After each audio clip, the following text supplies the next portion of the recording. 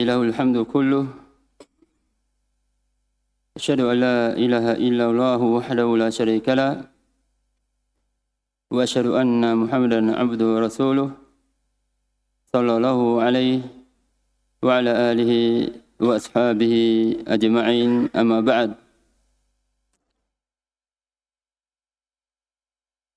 Kita panjatkan puji dan syukur kepada Allah Subhanahu wa taala atas segala karunia, kemudahan, sehingga pada kesempatan ini Allah Subhanahu wa taala masih memudahkan bagi kita untuk duduk di majelis yang merupakan warisan dari kalangan para nabi, kalangan para sahabat. Maka tentunya ini merupakan kenikmatan yang sangat luar biasa yang hendaknya setiap muslim dan muslimah untuk banyak bersyukur kepada Allah Subhanahu wa taala atas segala kemudahan yang diberikan kepadanya.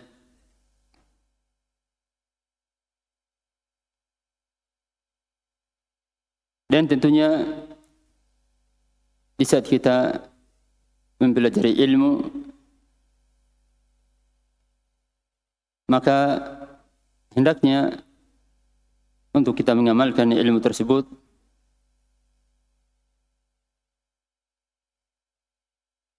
sesuai dengan kemampuan kita.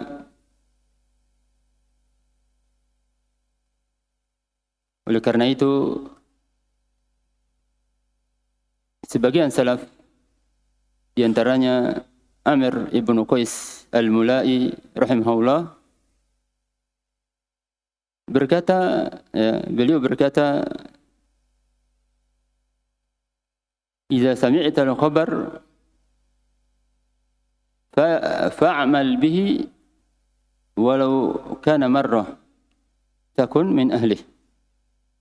Jika engkau mendapatkan suatu kebaikan, suatu ilmu, maka amalkanlah ilmu tersebut sehingga engkau termasuk dari golongan orang-orang yang mengamalkan ilmu tersebut, kebaikan tersebut.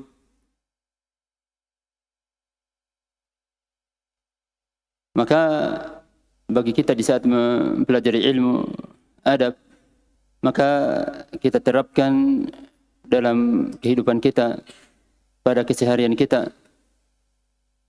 Dikarenakan itulah yang merupakan buah dan hasil dari ilmu.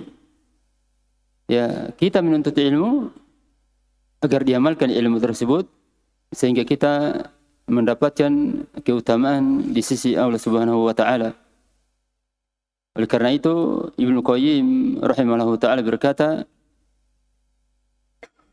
"Al-amalu salih thamaratu al-ilmi an-nafi'." Ya, al-amal salih, amal yang baik, amal yang sesuai dengan sunnah, itu merupakan samarah, buah dari ilmu yang bermanfaat, ilmu yang bermanfaat. Antum perhatikan di saat ada pepohonan yang tumbuh subur, daunnya rindang, tangkainya banyak, akan tetapi dia tidak berbuah. Tidak berbuah. Maka seperti itu permisalan orang-orang yang mempunyai ilmu tapi tidak dia amalkan, seperti pohon tersebut yang tidak berbuah. Maka hendaknya dari adab-adab yang kita lalui, ya, kita hendaknya mengamalkannya dalam kehidupan kita, dan kita sudah melalui sejumlah adab yang agung. Yang pertama adalah berkaitan dengan bahwa ilmu itu merupakan ibadah. Sehingga kalau itu ibadah, maka kita harus beradab dalamnya dengan kita ikhlas, ya, menginginkan dengan kita menuntut ilmu itu untuk mendapatkan keutamaan dari Allah Subhanahu wa taala. Kemudian yang kedua, kita mengikuti sunnah Rasulullah sallallahu alaihi wasallam. Kemudian adab yang ketiga yang kita telah lalui adalah berkaitan dengan hendaknya kita mengikuti jalannya salaf.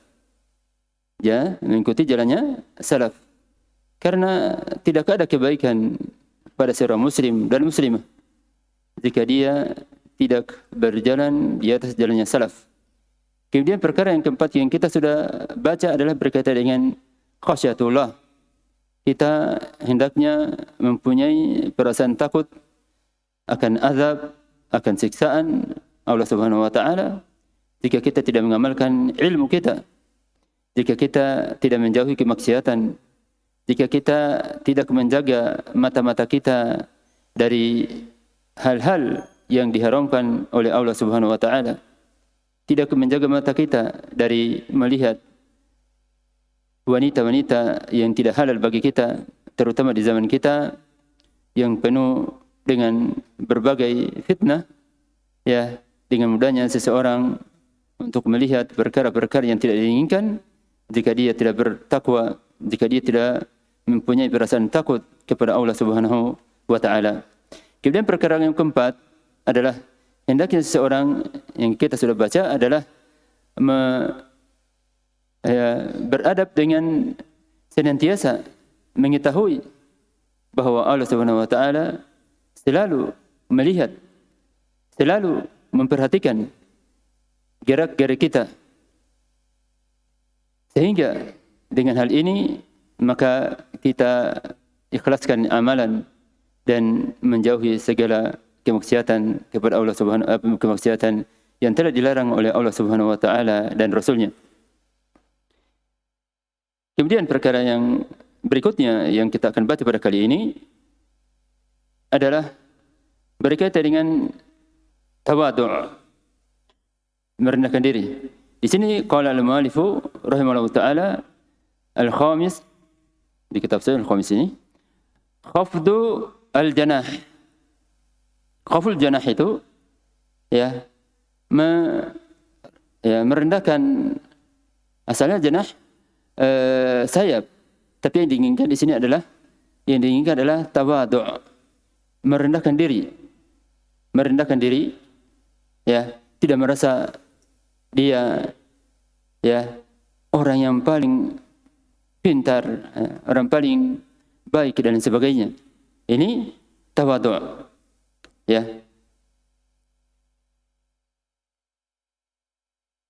Dan ini merupakan perkara yang telah diperintahkan atau telah diperintahkan oleh Allah Subhanahu wa taala kepada Rasulnya untuk menyampaikan hal ini kepada umatnya.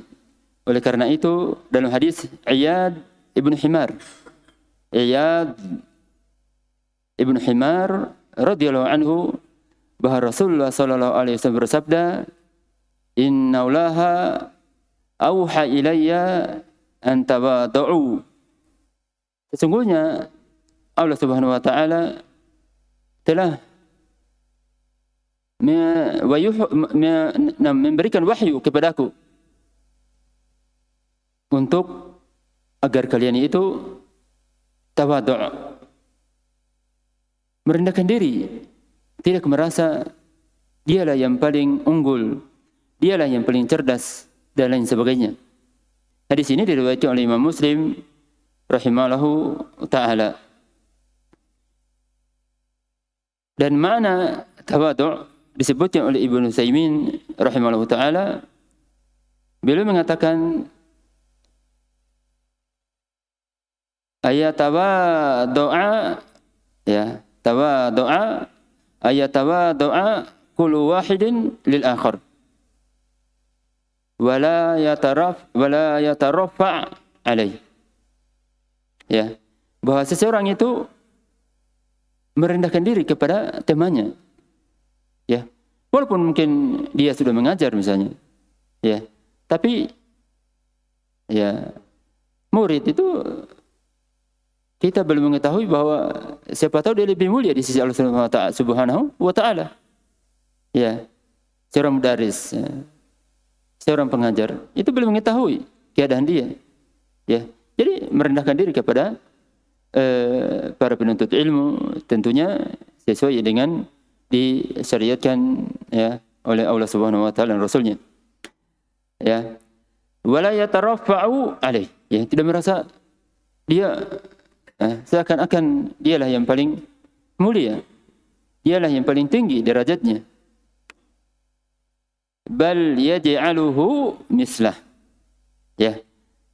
Bahkan dia menjadikan orang lain itu, saudaranya muslim itu seperti ya, setingkat dengannya. Dikarenakan dia tidak mengetahui ya, kedudukan dia di sisi Allah Subhanahu wa taala. Ini disebutnya dalam syarah Riyadhus Shalihin. Kemudian ya, kebiasaan salaf ya, sebagaimana disebutnya oleh Ibnu Utsaimin juga bahwa salaf itu ya menjadikan orang yang lebih kecil darinya ya itu yaj'aluhu misla ibni, ya, menjadikan orang yang lebih kecil itu seperti anaknya. Ya. Kalau dia jadikan orang lain, orang yang lebih mudah darinya sebagai anaknya, maka dia sayangi. Dia inginkan kebaikan kepadanya. Ya. Kemudian wa yaj'alu akbara minhu misla abih. Itu kebiasaan salaf. Menjadikan orang yang lebih tua darinya itu seperti bapaknya. Ya. Kalau kita menjadikan orang yang lebih tua dari kita sebagai bapak, tentunya kita memuliakan orang tersebut. Memuliakan orang tersebut. Tentunya ini merupakan apa? Merupakan syariat Islam. Kita diperintahkan untuk memuliakan orang yang lebih tua dari kita. Kemudian wa yaj'al man huwa mithluhu mithla akhi. Ya, wa yaj'al man huwa mithluhu mithla akhi. Dan dia menjadikan orang yang seumuran dengannya ya itu sebagai saudaranya. Sebagai saudaranya. Kalau seseorang bersaudara, tentunya saling menghormati, saling tolong-menolong dalam kebaikan dan lain sebagainya. Itu kebiasaan salaf. Kebiasaan salaf. Kemudian tawadu itu terbagi dua. Yang pertama berkaitan dengan manusia. Ya, kalau berkaitan dengan manusia adalah kita memuliakan mereka dan tidak boleh meremehkan mereka. Ya, memuliakan dan tidak boleh meremehkan mereka. Kemudian yang kedua berkaitan dengan tawadhu' dalam perkara agama. Ya. Dalam perkara agama. Itu ada 4 bentuk. Disebutkan oleh Ibnu Qayyim rahimahullah taala ada 4 bentuk. Bentuk yang pertama, dia tidak mempertentangkan segala dalil, segala perkara yang datang dari Rasulullah SAW dengan akalnya. Ya, dengan akalnya. Misalnya, kalau lalat hinggap di minuman kita, diperintahkan apa? Dicelupkan seluruhnya. Ya. Kita celupkan lalat tersebut ke dalam minumannya. Mungkin kalau orang berkata, kenapa ini lalat ya dicelupkan seluruhnya ya. Nah, ini berarti dia menggunakan akal. Ya, maka tidak boleh. Dikarenakan dalam hadis tersebut disebutkan bahwa salah satu sayapnya pada lalat itu adalah beracun. Ya, jadi dia masuk pertama, dia hinggap di minuman itu, ya, dia meletakkan racunnya. Dicelupkan seluruhnya ya untuk menghilangkan racun tersebut. Dikarenakan di salah satu sayapnya racun dan di sayap lainnya ada penawarnya. Itu bentuk yang pertama dalam tawadhu' dalam agama. Bentuk yang kedua, ya, seseorang itu ya tidak menganggap dalil ya baik tidak menganggap dalil itu rusak atau tidak tepat dan lain sebagainya. Ya. Itu yang kedua. Tidak menganggap dalil itu sebagai dalil yang kurang tepat atau dalil yang tidak sesuai dengan zaman. Ya. Itu yang kedua. Nah, misalnya sebagian orang-orang mengatakan kalau hukum orang yang mencuri sudah terpenuhi syaratnya dengan potong tangan, itu tidak sesuai dengan zaman kita. Nah, ini berarti termasuk orang yang sombong. Dikategorikan sebagai orang yang sombong. Karena dia menuduh, menganggap dalil itu ya tidak tepat dengan ya pada seluruh keadaan. Bentuk yang kedua, ya, dia tidak menyelisihi dalil secara mutlak. Tidak menyelisihi dalil secara mutlak.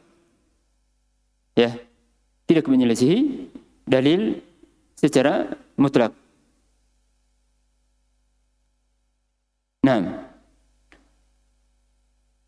itu yang berkaitan dengan tiga perkara, ya saya sebut yang tadi tiga perkara yang disebutkan oleh Ibnu Qayyim rahimahullah taala. Tiga perkara. Nah, kemudian yang terakhir berkaitan dengan tawadhu ini, kita berikan contoh, ya, contoh yang berkaitan dengan hal ini. Berkata Abu Bakar, qala Abu Bakrin As-Siddiq radhiyallahu anhu. Ya, berkata Abu Bakar As-Siddiq radhiyallahu anhu, di saat beliau dilantik, ditetapkan sebagai khalifah yang menggantikan kedudukan Rasulullah sallallahu alaihi wasallam setelah meninggalnya. Beliau mengatakan, fa inni qad wulitu alaikum. Wulitu ini saya telah menjadi khalifah, menjadi pemimpin kalian. Wulitu, ya. Fa inni qad wulitu alaikum. Walastu bi khairikum. Ya. Dan saya ini bukan orang yang terbaik dari kalangan kalian. Siapa Abu Bakar? Ya, telah dijamin masuk surga. Ya. Kemudian beliau telah sepakat para ulama bahwa beliau merupakan manusia yang terbaik dari kalangan umat ini. Tapi beliau mengatakan apa? Fa inni qad wulitu alaikum wa lastu bi khairikum. Ya, dan saya ini bukan orang yang paling baik di antara kalian. Ya. Kerendahan diri. Merasa dirinya itu ya bukan orang yang terbaik. Akan tetapi Allah Subhanahu wa taala mengangkat kedudukan beliau radhiyallahu anhu. Begitu pula para ulama sepakat, para salaf sepakat akan kedudukan beliau, dan beliau dianggap atau ditetapkan sebagai manusia yang paling baik di kalangan umat ini. Tsumma qala al-mu'allifu rahimahullahu ta'ala wa nabdhu al-khuyala. Ya. Disebutnya Ibnu Katsir bacaannya bisa al-khuyala, ya. Beliau mengatakan bil dhammi wal kasr.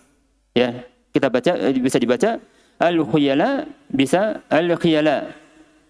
Bisa al-khiyala. Ya, di kasra, di dhamma kha-nya dan di kasra. Nah, khuyala secara umum itu hampir sama maknanya dengan sombong. Akan tetapi ada perbedaan sedikit. Ya. Berkata Ibnu Utsaimin rahimahullah taala tentang pengertian ini, al-i'jabu binafs. Ya, al-i'jabu binafs. Dia merasa unggul. Dia merasa mempunyai keutamaan, ya, yang tidak dimiliki oleh temannya. Al-i'jabu binafs ma'a dhuhuri dzalika ala hayati al-badan. Jadi situ perbedaannya. Ya. Nampak ma'a dhuhur, nampak sikap tersebut, sifat tersebut pada gerakan badannya. Pada gerakan badannya. Ya. Al-i'jabu binafs ma'a dhuhuri dzalika ala hayati al-badan. Ya, bersama dengan nampaknya hal tersebut pada gerakan badannya. Sebagai contoh, ya, hadis Abdullah bin Umar radhiyallahu anhuma yang diriwayatkan oleh Imam Bukhari rahimahullah, bahwa Rasulullah sallallahu alaihi wasallam bersabda, "Bainama rajulun yajurru izarah." Ya. Di saat seorang berjalan sambil menarik izarnya. Izar itu kalau bisa dikatakan sarung atau yang jelas pakaian bagian bawah. Ya, bagian bawah. Nah. Ya. Bainama rajulun yajurru izarah minal khuyala. Khuyala. Jadi di sini dia merasa apa? Merasa kaya, merasa diberikan keutamaan, ya, sehingga dia memperlihatkan pakaiannya kepada manusia dengan menarik-narik pakaian tersebut. Jadi dia nampakkan, ini khuyala. Ya. Khusifa bihi, maka orang tersebut langsung tertelan bumi. Khusifa bihi fahuwa yatajaljal fil ardi ila yaumil qiyamah. Ya. Setelah tenggelam dalam bumi, orang tersebut meronta-ronta dalam bumi seperti ini keadaannya sampai pada hari kiamat. Sampai pada hari kiamat. Jadi ini sombong, akan tetapi di sini lebih khusus, yakni dia nampakkan pada anggota tubuhnya. Dia perlihatkan pada manusia bahwa dia mempunyai kelebihan yang tidak dimiliki oleh orang lain. Ya. Nah, sama saja misalnya seseorang membaca Al-Qur'an karena masanya dia merasa lebih kuat hafalannya, naudzubillah, dan merasa suaranya lebih merdu, dia angkat suaranya dengan tujuan agar didengarkan, diketahui bahwa dia mempunyai kelebihan. Nah, ini berarti termasuk khuyala, nampak pada anggota tubuhnya. Itu yang dimaksud dengan al-khuyala. Naam.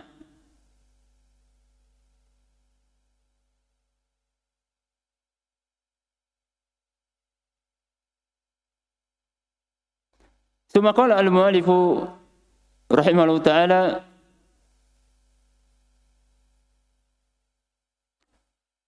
wal kibriya. Ya, al-kibriya ini sombong, al-kibr. Ya, al-kibr. Dan ini telah didefinisikan oleh Rasulullah sallallahu alaihi wasallam dalam hadis Abdullah bin Mas'ud radhiyallahu anhu yang diriwayatkan oleh Imam Muslim, bahwa Rasulullah sallallahu alaihi wasallam bersabda, "Al-kibru batarul haq wa ghamtun nas." Al-kibr, sombong itu batarul haq, menolak kebenaran. Menolak kebenaran, wa ghamtun nas, dan merendahkan manusia. Dianggap orang lain itu, teman-temannya itu lebih rendah. Ya, maka ini termasuk sikap sombong. Sikap sombong. Ya, merendahkan, meremehkan, ya, dikarenakan mungkin temannya hafalannya kurang kuat, ya, tidak mungkin, jadi dia rendahkan, kamu hafalannya seperti ini. Walaupun dia tidak ucapkan, dalam hatinya, itu teman saya hafalannya jelek. Nah, dan semisalnya. Maka ini termasuk sikap sombong. Termasuk sikap sombong. Dan sombong ini merupakan perkara yang sangat berbahaya pada diri seseorang. Pada diri seseorang.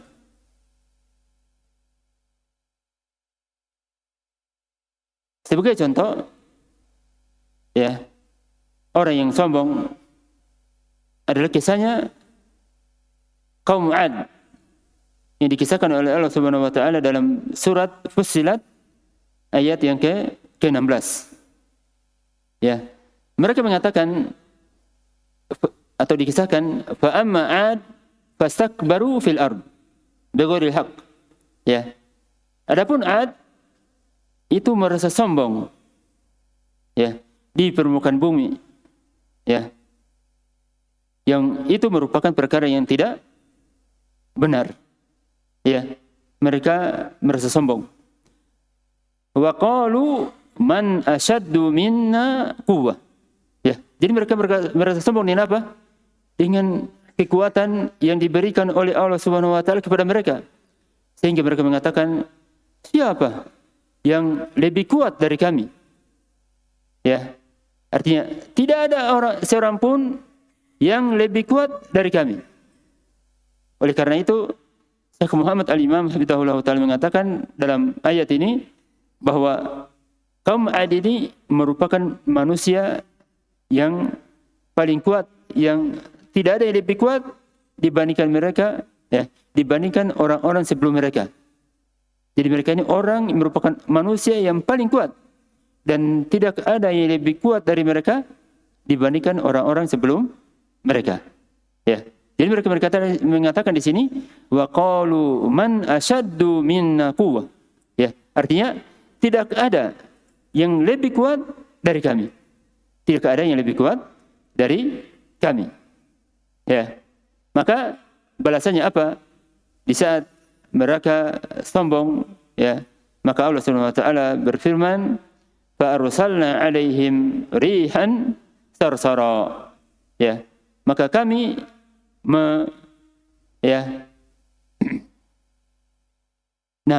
maka kami menghembuskan, ya, angin yang kencang, sarsara yang dingin sekali.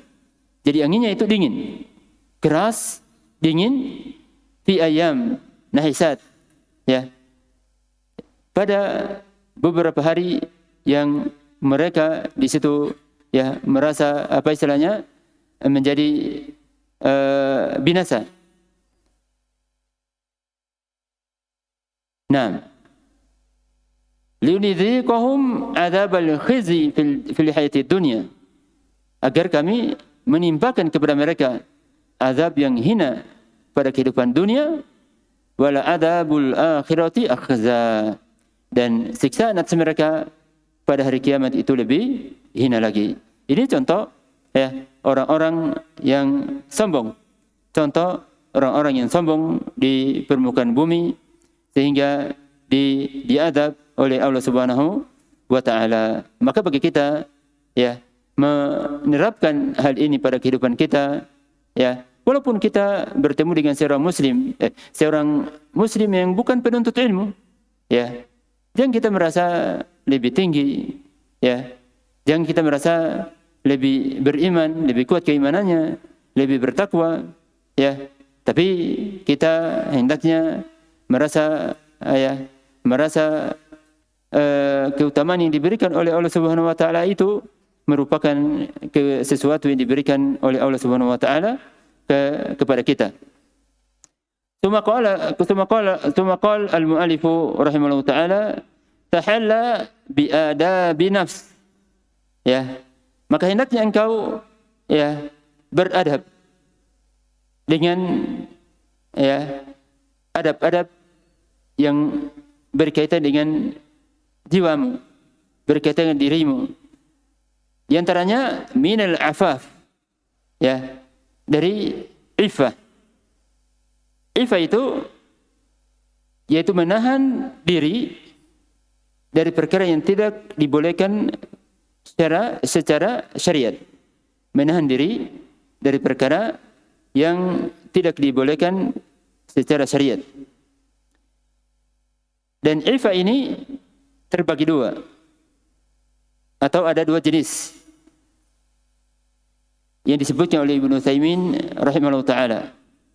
Yang pertama, beliau mengatakan iffatun an syahwati al-farj. Ya, menahan diri dari perkara-perkara yang tidak dibolehkan yang berkaitan dengan kemaluan kita. Ya, iffatun an syahwati al-farj. Ya, wahya ayabta'ida al-insanu amma haramahu lahu alaihi minaz zina wa wasailih. Maknanya ifa dalam perkara syahwat al-farj yaitu seseorang itu ayabta'id, dia menjauhi, ya, amma haramahu lahu alaihi minaz zina, dari perkara yang diharamkan oleh Allah Subhanahu wa taala dari perkara zina wa wasaili, ya, dan perkara-perkara yang bisa mengantarkan kepada zina tersebut, ya. Nah, ayabta'ida al-insan amma harramallahu alaihi minaz zina wa wasaili. Jadi perkara zina itu telah dilarang, ditutup segala jalan yang bisa mengantarkan kepada perkara tersebut, kepada perkara zina. Oleh karena itu Allah Subhanahu wa taala berfirman dalam surat Al-Isra ayat 32, "Wala taqrabuz zina innahu kana fahisyah wa sa'a sabila." Ya, janganlah kalian mendekati. Jadi di sini bukan larangan berzina, jangan berzina, tapi jangan mendekati.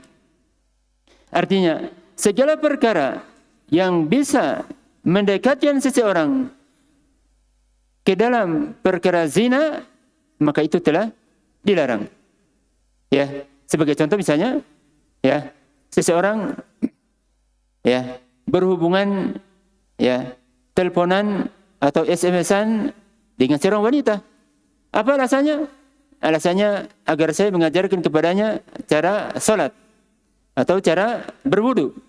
Ya. Itu alasannya. Akan tetapi hal ini banyak terjadi. Itu alasan pertama, dia hanya mengajarkan, akan tetapi setan bekerja keras. Ya, setan kerja keras. Bagaimana caranya bisa menjatuhkan dua orang tersebut ke dalam perkara-perkara zina? Dan ini terjadi. Sering disebutkan oleh Syekh Muhammad Al-Imam Hafizahullah Ta'ala berkaitan dengan ini. Ya, orang alasannya saya SMS-an dengan dia agar saya ajarkan dia cara salat, cara berwudu. Ya, itu asalnya, awalnya. Lama-lama mungkin bisa saya lihat bukan cara engkau salat. Ya, lama-lama bisakah minta alamatnya, dan begitu seterusnya. Ya, ini terjadi. Jadi berarti perkara seperti ini hendaknya jangan dilakukan dikarenakan bisa mengantarkan kepada perkara-perkara yang dilarang dalam syariat. Begitu pula misalnya seseorang ya membuka internet ya, dia melihat gambar wanita ya, gambar wanita yang ya macam-macam, naudzubillah. Nah, maka ini bisa mengantarkan kepada dalam perkara zina, maka hendaknya seseorang menjauhi hal tersebut. Ya. Jadi tadi perkara apa istilahnya bagian yang pertama. Bagian yang kedua ya, al-afaf an syahwati al-batan. Ya. Al-afaf memelihara diri dari perkara syahwat yang berkaitan dengan perut, yakni harta. Apa pengertiannya?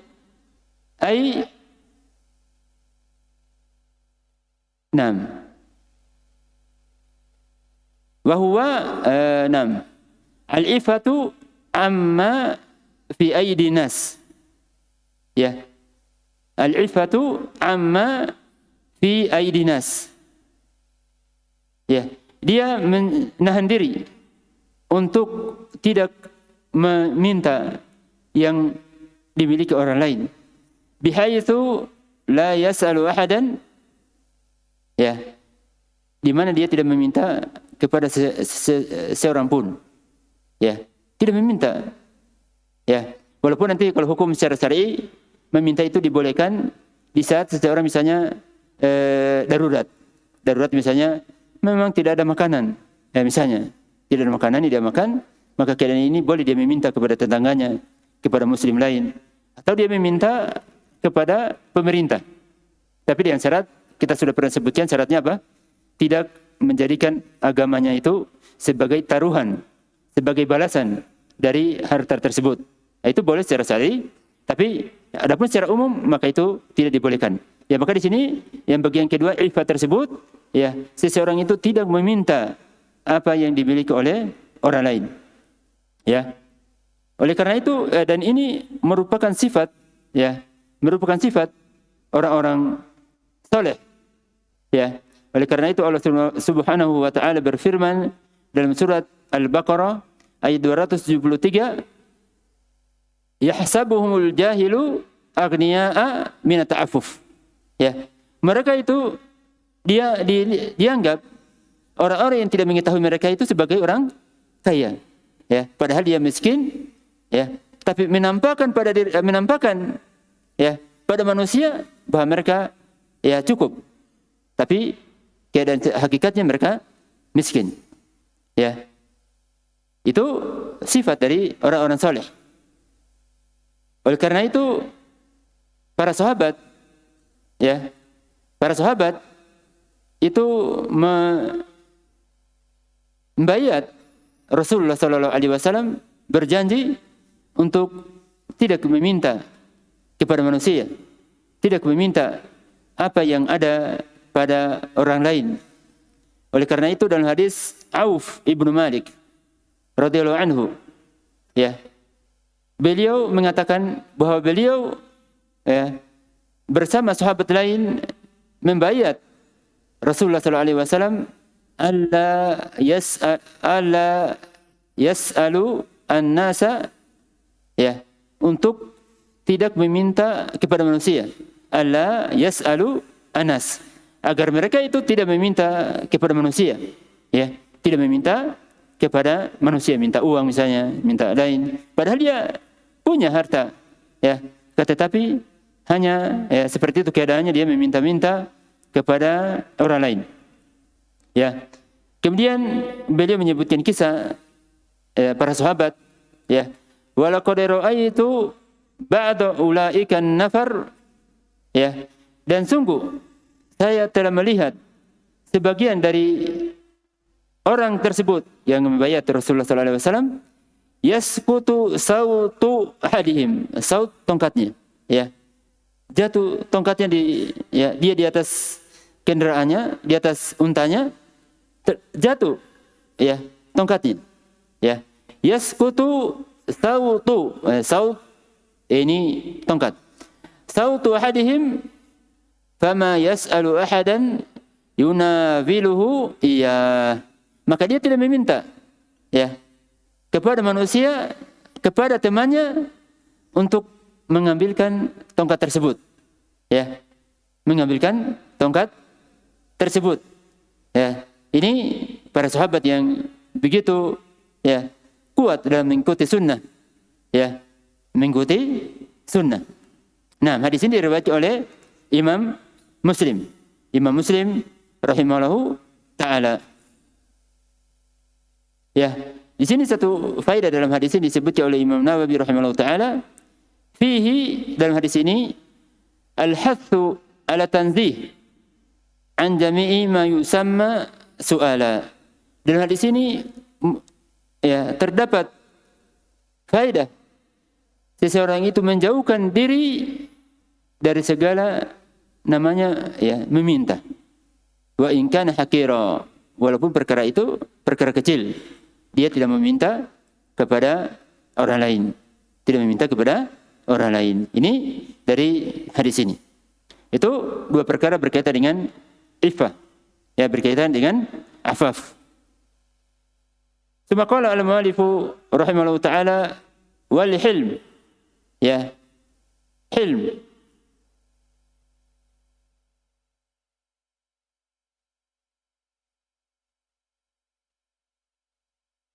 Nah, hilm itu disebutnya oleh Ibnu Taimiyah rahimahullah ta'ala, pengertiannya ayamliku nafsahu 'indal ghadab. Ya, dia bisa mengontrol dirinya di saat dia marah. Ayamliku nafsahu 'indal ghadab. Dia bisa mengontrol dirinya di saat dia marah.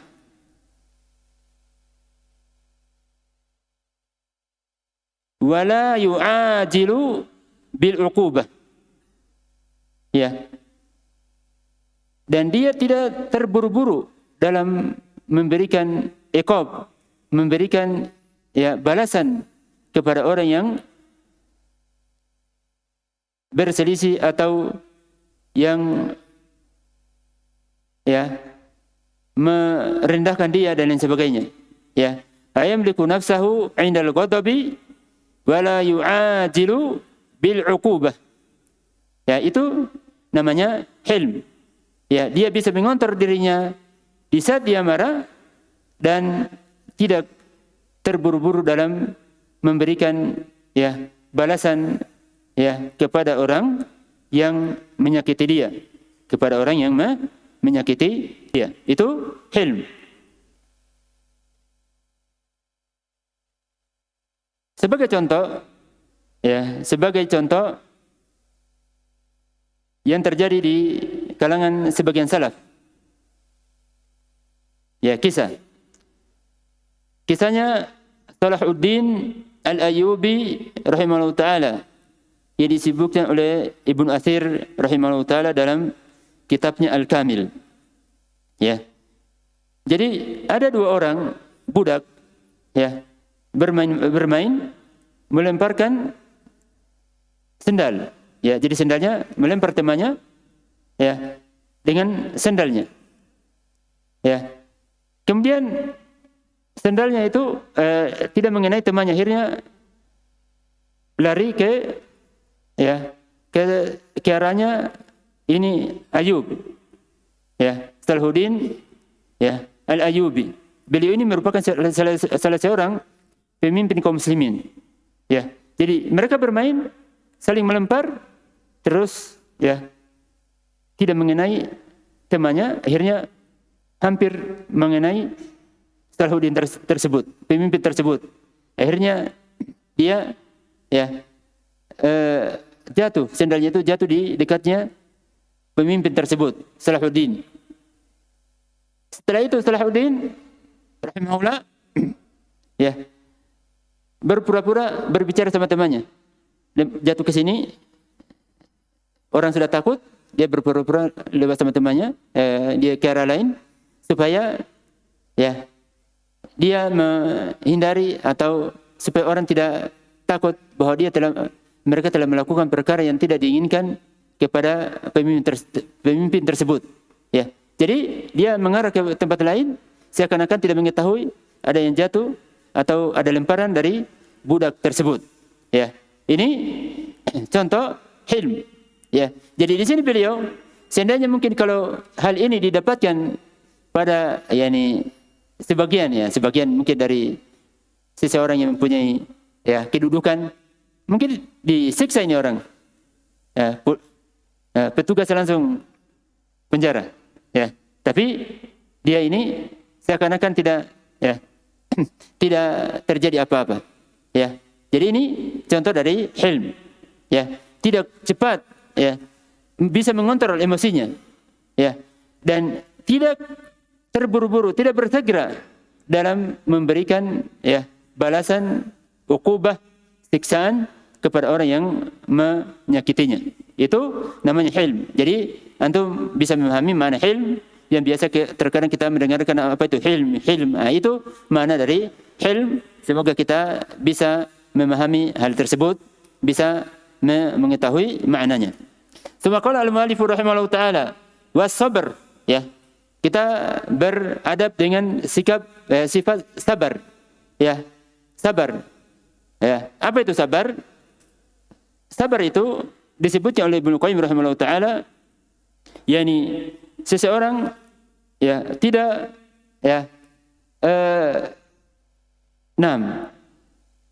tidak menggerutu dalam hatinya. Ya, dalam hatinya tidak menggerutu, tidak merasa kenapa saya seperti ini ya, dalam hatinya. Ya. Begitu pula dari dalam lisannya. Ya.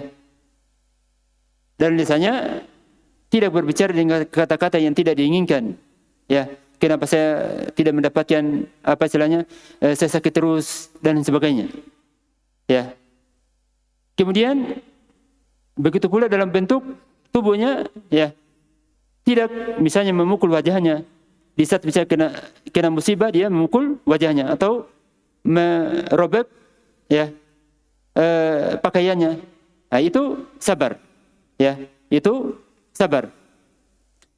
Sabar ini terbagi tiga, ya, sebagaimana disebut oleh Ibnu Qayyim rahimahullah taala.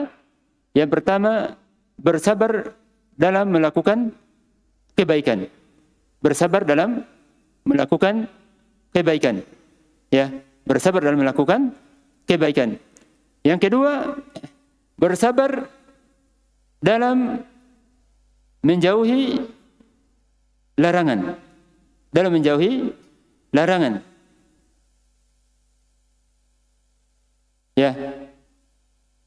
Yang ketiga, bersabar di dalam menerima takdir, ketentuan yang Allah Subhanahu wa taala takdirkan kepada seseorang.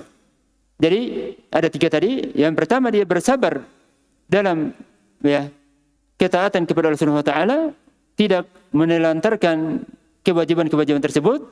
Yang kedua, bersabar di atas untuk tidak melakukan kemaksiatan. Ya, untuk tidak melakukan kemaksiatan. Yang ketiga, dia bersabar terhadap takdir Allah Subhanahu wa taala, ya. Dia mengetahui bahwa hal itu merupakan perkara yang Allah Subhanahu wa taala berikan kepadanya, tetapkan kepadanya. Maka tiga perkara tersebut dalam perkara sabar, maka di saat kita misalnya tidak mempunyai uang misalnya, atau misalnya orang tua kita meninggal, maka kita mengetahui hal ini, kita harus bersabar untuk hal tersebut. Dan sabar ini disebutnya oleh Ibnu Taimiyah rahimahullah taala bahwa merupakan perkara yang wajib. Perkara yang wajib. Jadi bersabar itu wajib. Ya, bersabar pada tiga perkara tersebut. Tiga perkara tersebut untuk senantiasa melakukan kebaikan, tidak menelantarkan kewajiban. Kedua, bersabar untuk tidak melakukan kemaksiatan. Yang ketiga, bersabar dalam takdir Allah Subhanahu wa taala, Nah, Dan itu perkara yang wajib. Tsumma qala al-mu'allif rahimahullahu ta'ala wa tawaddu'u wa tawaddu'i lil haqq. Tawaddu' dalam perkara kebenaran. Ya. Apa itu tawaddu' dalam kebenaran? Disebutkan Ibnu Utsaimin rahimahullahu ta'ala, ya. Maknanya mata bana lahul haqq khada lahu walam yabghi siwahu badila. Ya. Mata bana lahu haq. Jika kebenaran itu jelas baginya, khada'alah, ya, tunduk dan menerimanya. Walam yabghi siwah, dan dia tidak mencari, ya, selain dari kebenaran tersebut. Walam yabghi siwahu badila, dan dia tidak mencari, ya, perkara lain dari hal tersebut. Ya, dia menerima, tunduk dan mengamalkan kebenaran tersebut, dan dia tidak berpaling, tidak mencari perkara lain. Nah, itu tawaddu' lil haqq. Kemudian wasukunut ta'ir itu ungkapan yang menunjukkan bahwa seseorang itu tenang, ya, tidak tergesa-gesa, tidak kesini, ya. Jadi ya tenang, ya. Minal waqari warrazana, ya, merasa tenang, berwibawa, ya.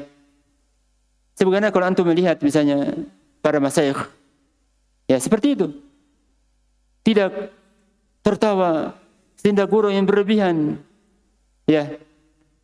Walaupun tertawa, hukum asalnya apa? Boleh. Tapi yang dimaksud di sini adalah tertawa yang berlebihan. Tertawa yang berlebihan. Ya. Ya, salah sedikit tertawa. Nah, ini telah disebut Rasulullah sallallahu alaihi wasallam bersabda, "La tukthir ad-dhahik fa inna kathrata ad-dhahik tumitu al-qalb." Janganlah kalian, ya, la tukthiru. Janganlah kalian terlalu banyak tertawa. Terlalu banyak tertawa. Fa inna kathrata ad-dhahik, karena banyak tertawa itu bisa mematikan hati. Ya, bisa mematikan hati seseorang. Hadis tersebut hadis Abu Hurairah radhiyallahu anhu yang diriwayatkan oleh Tirmidzi dan disahihkan oleh Syekh Al-Albani rahimahullahu taala. Jadi, ya, kita, ya, sukunut thair, ya, tidak, yakni melakukan perkara-perkara yang, ya, bisa menjatuhkan kedudukan seseorang, banyak bercanda, ya, banyak tertawa, itu dan lain sebagainya, ya.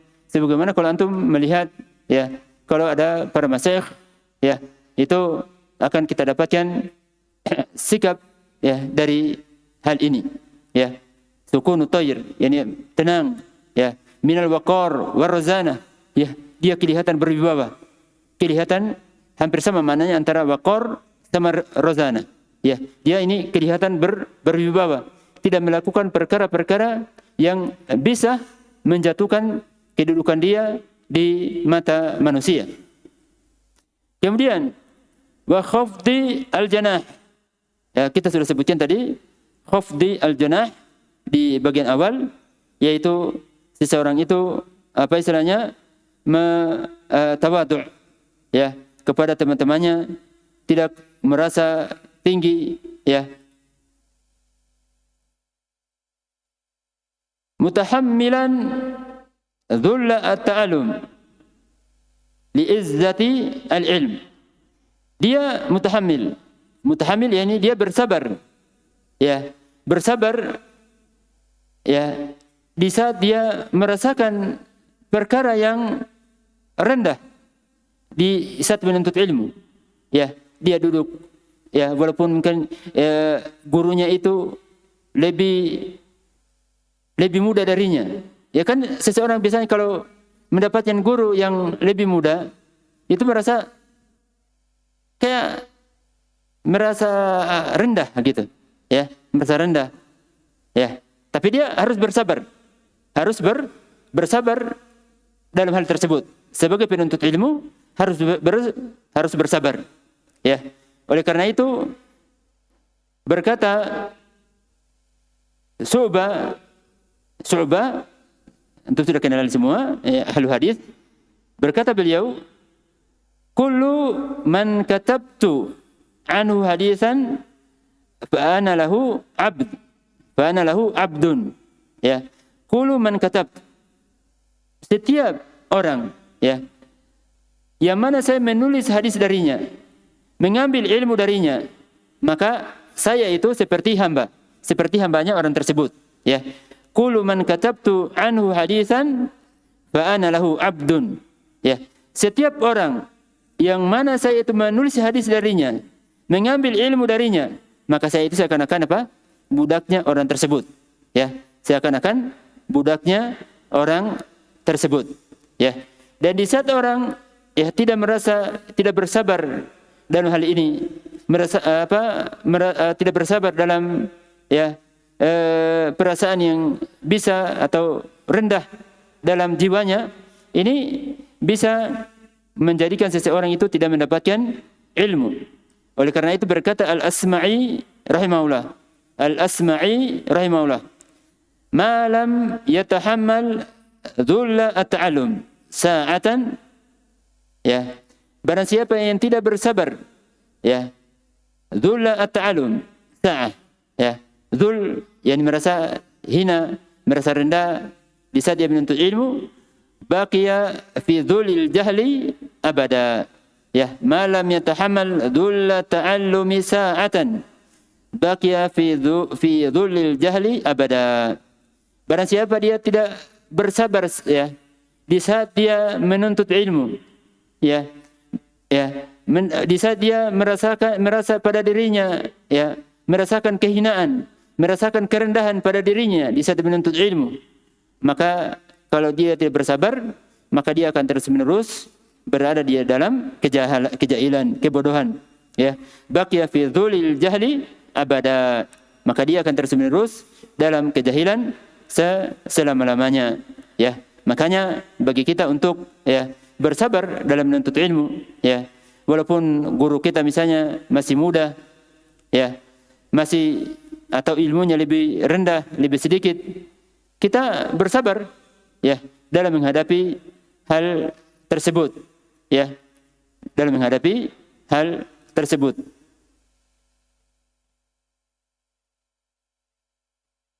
Naam. Tsumma qala al-mu'allifu rahimahullahu ta'ala, naam, li izzati al-ilm, ya. Maknanya di sini li naili izzati al-ilm. Jadi dia bersabar, ya, merasakan kerendahan di saat menuntut ilmu. Apa tujuannya? Li izzati al-ilm, untuk mendapatkan ilmu, ya, untuk mendapatkan ilmu. Kemudian zalilan lil haqq, ya. Mana zalilan? Yani dia merasa, ya, apa istilahnya, tunduk, ya, merasa rendah, yaitu dengan dia menerima kebenaran tersebut. Jadi kalau datang kebenaran maka dia terima, itu namanya zalil, ya, menerima, ya. Ilmu yang datang itu walaupun misalnya yang datang dari siapa? Dari orang yang lebih muda dari kita. Misalnya kita misalnya salat, ya, salat kita misalnya imamnya belum sujud, kita sudah sujud duluan, ya. Sunahnya kalau imamnya sujud, kita biarkan sampai meletakkan jidatnya di lantai baru kita sujud. Itu disebutkan dalam hadis Muslim, ya. Jadi para sahabat itu tidak bergerak kecuali Rasulullah SAW sudah meletakkan jidatnya di permukaan bumi, ya. Misalnya datang seseorang yang masih muda, ya, antum seharusnya tadi tidak boleh tergesa-gesa sujud, ya. Jangan kita misalnya datang, kamu masih kecil, ya. Tapi kita jazakallahu khairan, ya, berterima kasih kepada anak atau orang tersebut, ya. Di saat dia menjelaskan ya kekurangan yang ada pada diri kita, menjelaskan kekurangan yang ada pada diri kita. Di sini pada kalimat ini kita sebutnya satu faedah dari Ibnu Qayyim rahimahullah taala. Beliau mengatakan la tasihhu darajatu at-tawadhu', ya, tidak akan ya terwujud tawadhu', rasa rendah diri pada seseorang hatta takbalal haqqa miman tuhibbu wa miman tubghid. Ya. Tidak akan terwujud ya rasa rendah diri itu hatta sampai engkau menerima kebenaran. Hatta takbalal haq, menerima kebenaran dari orang yang engkau cintai ataupun dari orang yang engkau benci. Oleh karena itu, ya, dalam hadis Abu Hurairah radhiyallahu anhu, ya, yang didatangi setan tersebut mencuri zakat kaum muslimin. Kemudian di akhir kisah, ya, setan tersebut mengatakan, tidaklah saya akan ajarkan kepada engkau suatu ilmu, jika engkau amalkan, setan tidak akan mendatangimu, tidak akan mendekatimu. Setan mengajarkan ilmu, ya. Apa ilmunya? Jika engkau hendak tidur, bacalah ayat kursi. Sungguh, maka kalau engkau amalkan itu, setan itu tidak akan mendatangi engkau. Ya, ini dalam Muslim. Hadis dalam Muslim. Ya, maka Abu Hurairah radhiyallahu anhu menyampaikan nasihat orang tersebut. Ini Abu Hurairah radhiyallahu anhu tidak mengetahui kalau itu setan. Maka Rasulullah sallallahu alaihi wasallam bersabda, ya, shadaq, dia benar, wa huwa kadzub. Dia itu dalam permasalahan ini dia benar. Tapi kenyataannya dia itu pendusta. Ya. Jadi sahihnya di sini dia menerima atau Rasulullah sallallahu alaihi wasallam membenarkan kebenaran yang dibawa oleh siapa? Setan. Musuh kita. Ya. Nah, membenarkan hal tersebut. Ya, tentunya kalau jangan antum misalnya datangi oleh setan, ya, diajarkan maka antum terima. Nah, kita apa? Bagaimana caranya? Nah, Sultan, bagaimana caranya kalau datangi setan? Bilang antum sudah jadi sudah jadi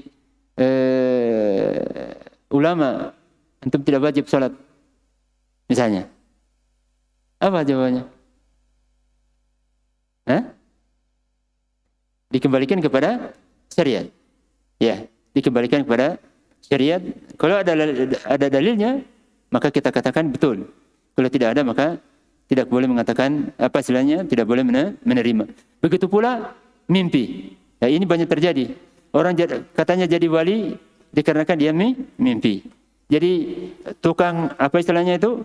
Jadi bisa meruqyah orang lain, bisa mengobati orang lain dari mimpinya.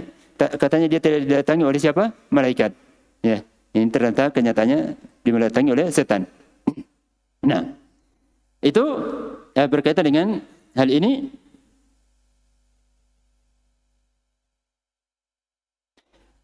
Nah, kita baca sampai di akhir di situ. Nah, wa alaihi fahdhar nawaqid hadhil adab. Oleh karena itu, hendaknya kita menjauhi perkara-perkara yang bisa membatalkan adab ini. Membatalkan adab ini, yakni membatalkan sikap tawadhu'. Fa innaha ma'al ismi tuqimu ala nafsika syahidan ala anna fil aqli illah. Ya. Dikarenakan kalau kita mempunyai rasa sombong, ya, mempunyai khuyala, ujub, ya, merasa diri kita itu lebih unggul, ya. Maka apa itu? Tuqimu ala nafsika syahidan. Ya, engkau mempersaksikan, ya, pada dirimu itu sebagai bahwa dalam akalmu itu ada penyakit. Ya. Tuqimu ala nafsika syahidan ala anna fil aqli illah. Ya. Bahwa pada akalmu itu ada penyakit. Ya. Jika kita melakukan perkara-perkara yang bisa membatalkan adab ini. Wa ala hirmani wa ala hirmanin min al-ilmi wal amali bih. Juga di samping, ya, kita berdosa, atau di samping kita berdosa, ya, juga kita tidak akan mendapatkan ilmu. Tidak akan mendapatkan ilmu dan tidak bisa mengamalkan ilmu tersebut di saat ada sikap sombong pada diri kita. Pada diri kita. Ya. Oleh karena itu berkata Mujahid rahimahullah ta'ala, ini antum tulis singkat perkataannya. Beliau berkata, la yanalul ilma mustahyin wala mustakbir. Mustahyin wala mustakbir. Ya, mustahyin yakni rasa malu. Dia tidak menuntut ilmu dikarenakan mungkin gurunya lebih muda. Ya, la yanalul ilma mustahyin.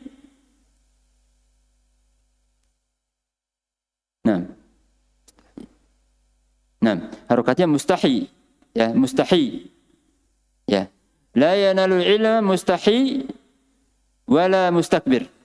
Itu diriwayatkan Abu Nuaim dengan sanad yang sahih, ya, sanadnya sahih. Jadi tidak akan mendapatkan ilmu orang yang malu dan orang yang sombong, ya, malu dan sombong. Yang di sini malu bukan pada tempatnya. Ya, dikarenakan kita para salaf itu menuntut ilmu, mengambil ilmu, baik itu yang lebih tua dari mereka, lebih berilmu dari mereka, ataupun sama, ya, sama, ya, atau lebih rendah kedudukannya.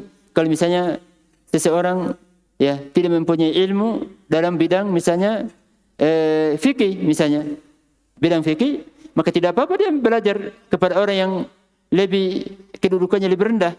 Oleh karena itu sebagai contoh, ya, sebagai contoh Syekh Muhammad Al-Imam hafizahullah taala itu menghadiri pelajarannya Syekh Taufik.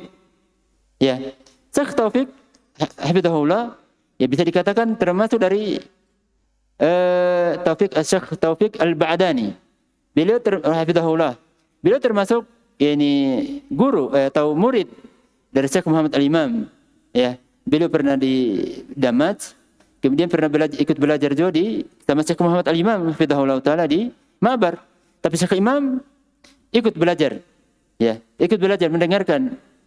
Begitu pula mendengarkan pelajarannya Syekh Ali Ar-Razihi. Ya, beliau bisa dikategorikan termasuk murid dari Syekh Muhammad Al-Imam, tapi hadir mendengarkan. Ya, tapi itu waktu beliau luang.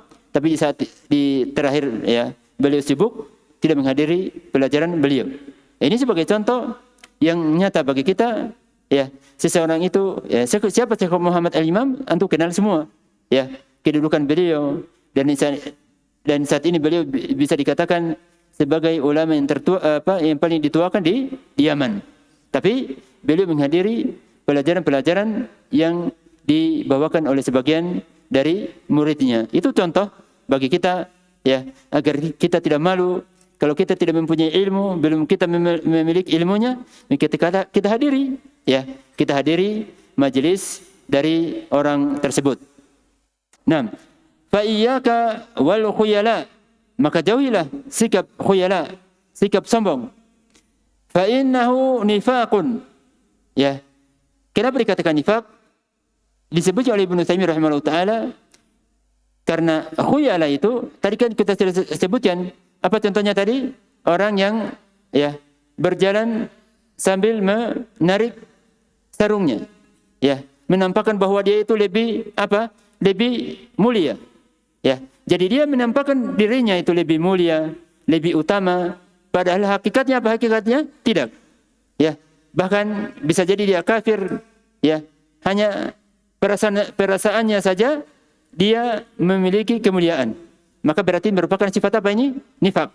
Menampakkan sesuatu yang dia tidak miliki. Sebagaimana munafik, apa sifatnya munafik? Apa sifatnya munafik? Menampakkan kekafiran dan menampakkan keislaman, ya, ketaatan, menyembunyikan apa? Kekafiran. Dan ini sifat khuyala itu menyembunyikan, ya, sesuatu sikap yang kotor, ya, akhlak yang buruk, dan menampakkan bahwa dia itu lebih mulia. Nah, itu dikatakan apa? Nifak. Ya, khuyala itu termasuk nifak. Wal kibriya. Kibriya kita sudah sebutkan tadi apa? Termasuk, ya, ini termasuk sikap sombong. Karena khuyala itu termasuk, ya, ini merendahkan orang lain, merasa tinggi dan merendahkan orang lain. Jadi termasuk kesombongan. Wa qad balagha min shiddati tawaqi minhu inda salafi mablagha. Dan sungguh, ya, dan sungguh usaha salaf, ya, telah mencapai balagu, ini mencapai, telah mencapai, ya,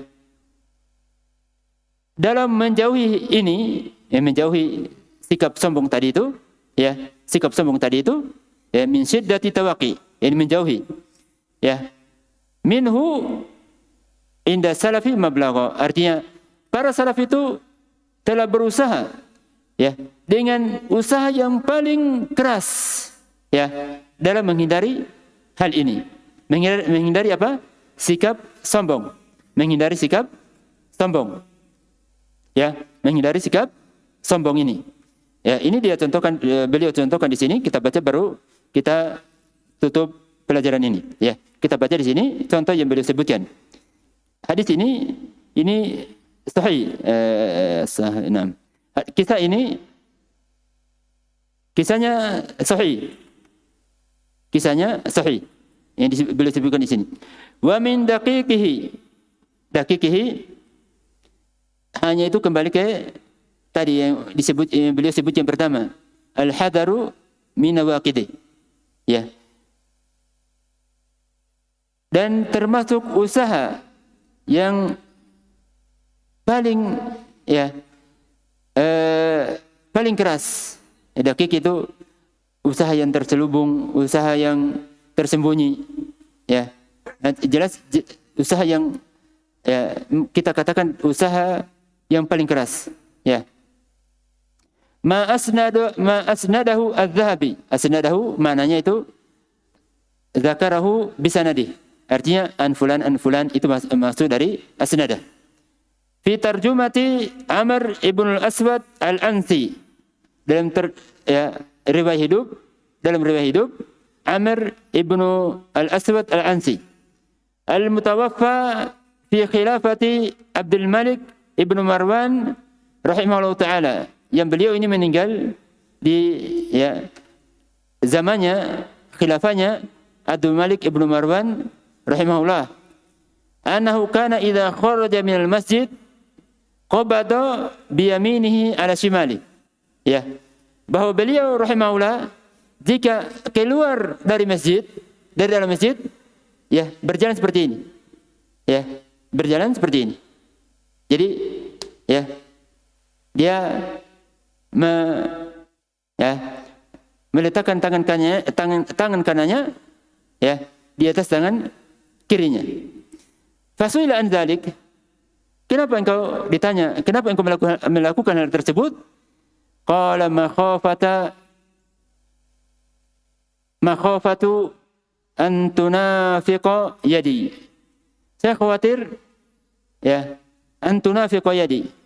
Artinya melakukan perkara yang khuyala tadi. Apa itu khuyala? Ya, dia merasa misalnya kalau orang dulu, ya, kalau misalnya punya HP yang bagus, biasanya berjalan sambil, ya, gerak-gerakan, ya, dia nampakkan. Itu kayaknya saya pernah saksikan itu dulu masih kecil. Ya, artinya karena HP masih mahal, jadi karena dia sudah punya HP, jadi dia nampakkan sambil bergerak. Ya. Nah, jadi beliau ini meletakkan tangan seperti ini, ya, meletakkan tangan kirinya, tangan kanannya di atas tangan kiri agar tidak bergerak tangannya sehingga ya menampakkan sesuatu yang tidak diinginkan. Jadi tunafik di situ artinya menampakkan sikap-sikap ya sombong, ya. Dia menampakkan sikap sombong ya dengan melakukan ya dengan menggerakkan kedua tangannya. Ya. Atau di sini saya sebut yang berkata Ibnu Utsaimin rahimahullah taala ya tentang ini, beliau mengatakan yuharrikuha tahrikan muayyana. Ya. Dia itu khawatir akan menggerakkan tangannya dengan gerakan tertentu yang menunjukkan dia ya, sombong. Ya dulu ala annahu indahu kibr. Ya, ia menunjukkan bahwa pada dirinya itu ada sikap sombong. Ada sikap sombong. Ya. Jadi itu mana dari makhafatu antunafiqa yadi. Ya. Khawatir pada tanganku itu ya melakukan gerakan-gerakan tertentu ya yang menunjukkan pada diriku ada sikap sombong, ada sifat sombong, ya. Qultu, yani Dhahabi berkata, qultu di sini Dhahabi, yumsikuha khaufan min an yaqtura biyadihi fi misyatihi. Dia memegang tangannya takut ya agar sehingga tangannya itu bergerak ya, dia gerakan dengan gerakan tertentu bisa dia berjalan. Jadi yaqtur itu ya ini dia menggerakkan. Ya, menggerakkan. Ya. Itu disebutkan oleh sebagian dari halul lugha. Ya ini menggerakkan tangannya. Ya, menggerakkan tangannya ya menunjukkan dia sikap sombong. Jadi saya dia berjalan. Fa inna dzalika minal khuyala. Dikarenakan sikap seperti itu termasuk sikap dari sikap sombong. Ya, sikap sombong. Ya. Nah. Tsumma qala al-mu'allifu rahimahullahu ta'ala wa hadzal 'aridu 'arada lil ansi rahimahullahu ta'ala.